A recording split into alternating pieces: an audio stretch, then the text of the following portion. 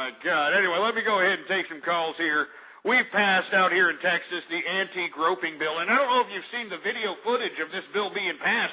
We actually had a whole bunch of Austinites out here take to the Capitol, actually putting signs saying, hey, you better pass this crap. You better pass it.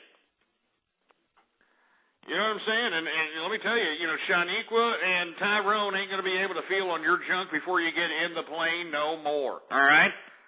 Yeah, they're not going to be able to do it no more.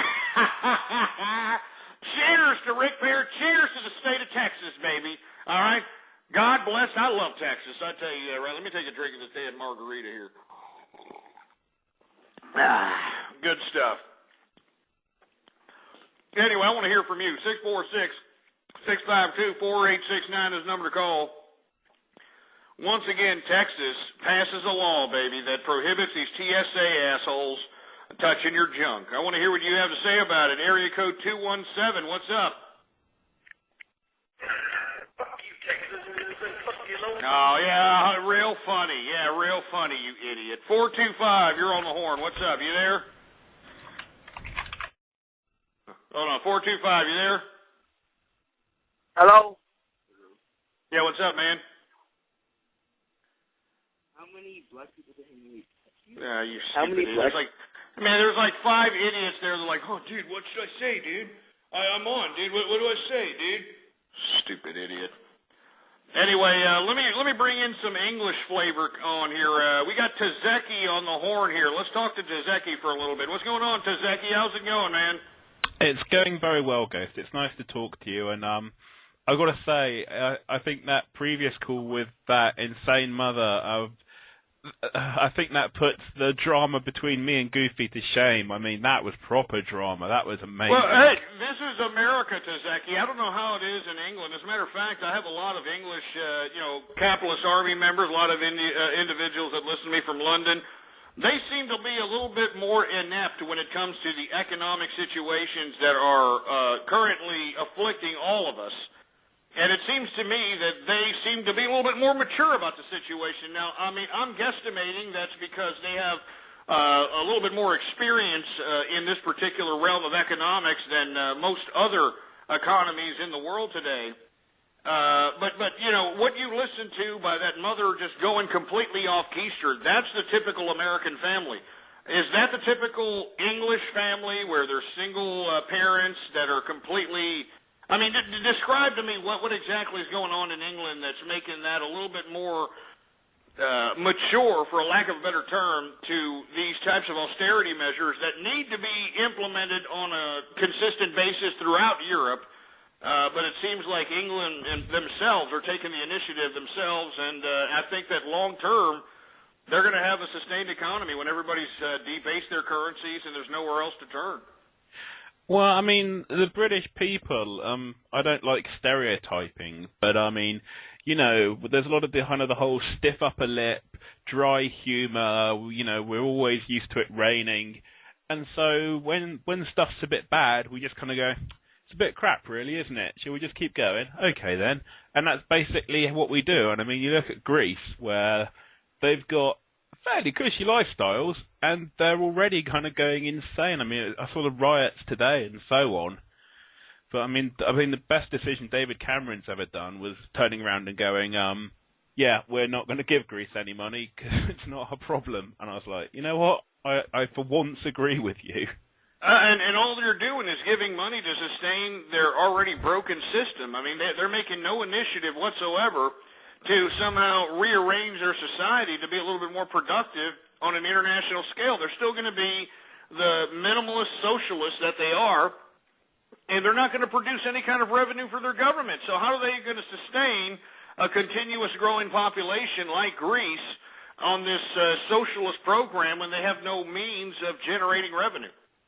No, I totally agree, and I was reading, and, it's second knowledge, so I'm not going to say it's necessarily true, but what I heard was after the first bailout of some obscene amount of money, in the billions and billions of euros, that they didn't hemorrhage a single civil job, so they kept all their middle managers and all these people in government.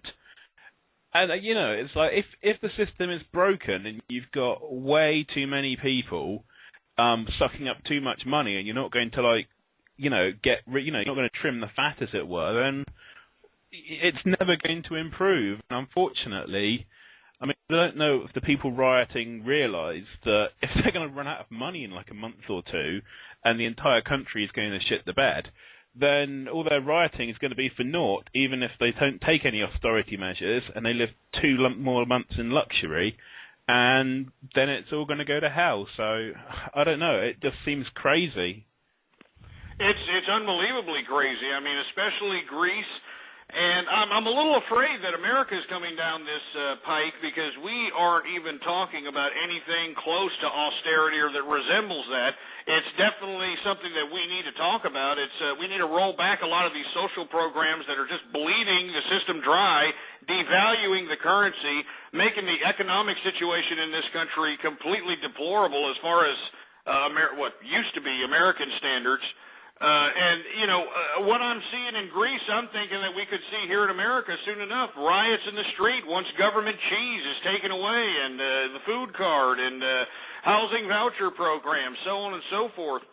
I'm just saying that England, as far as I'm concerned, and I don't mean to be jockeying the English, because I still think y'all have your faults with that monarchy, but as far as David Cameron, the parliamentary procedure, I think that he's doing it fairly well. I think that he's seeing into the future, and I think long-term David Cameron is going to go down similar, if not better, than Margaret Thatcher. And I'm not afraid to say that. I mean, he's kind of doing things on his own. He's like the English George W. Bush without, necessarily... Without the warmongering. Yeah, exactly. So he's kind of doing things on his own accord.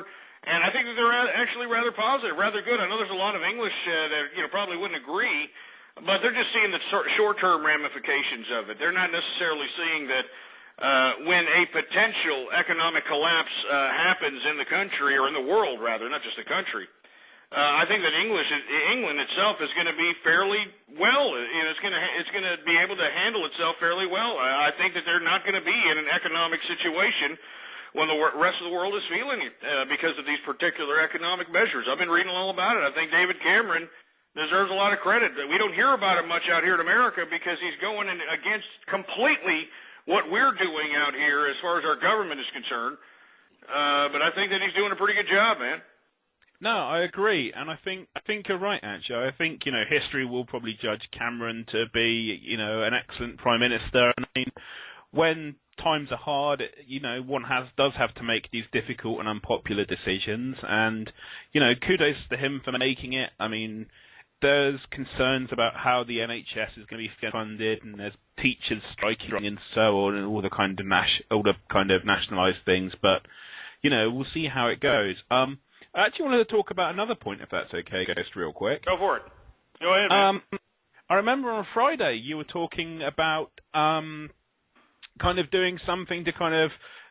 I'm trying to think what the best word would be, to kind of do a little thumbs up for the Brits that listen to your show, and I just wondered if there are any plans for that still. Yeah, as a matter of fact, I am planning on doing something. I haven't really figured out what to do, because I know that I have a lot of Brits that listen in. I mean, they're starting to almost supersede the American listeners, I kid you not.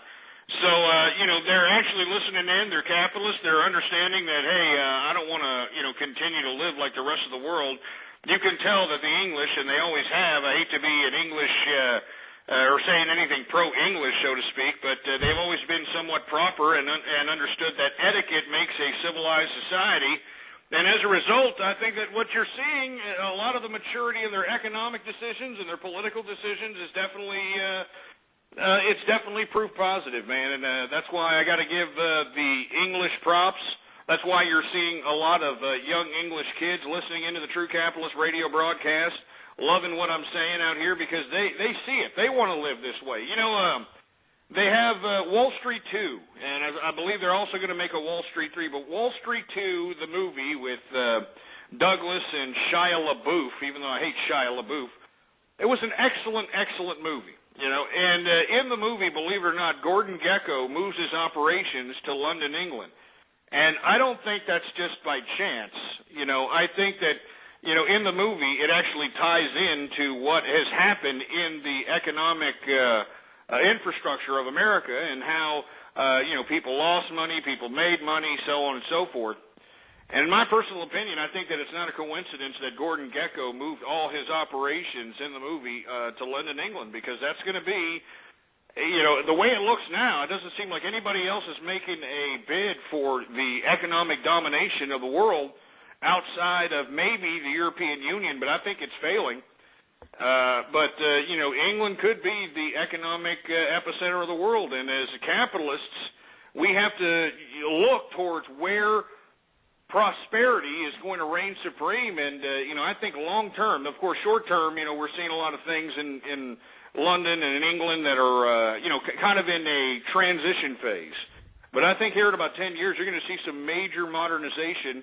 Not that Britain and the Brits aren't modernized, but to the point where you're going to start feeling that you're actually living the 21st century. Yeah, I mean, what I was actually going to propose, Ghost, and I kind of toyed with the idea, is, I mean, I think most of your original loyal listeners are sick and tired of seeing 500 people basically spamming up the chat window and so on your chat, and it's sad that when it's not there, I think everyone misses it. So I think it was good of you to open it tonight, and I really appreciate that. And I was going to just suggest, instead of like a co-host Wednesday, why don't we do some kind of Anglo-American thing and, let's make someone like me a mod for the day. And I mean, I'm so serious about sorting out this chat room, I wouldn't even kick Goofy Bone. I am that pissed off with all these new fags. I would actually not kick Goofy Bone. I would just clear this place up.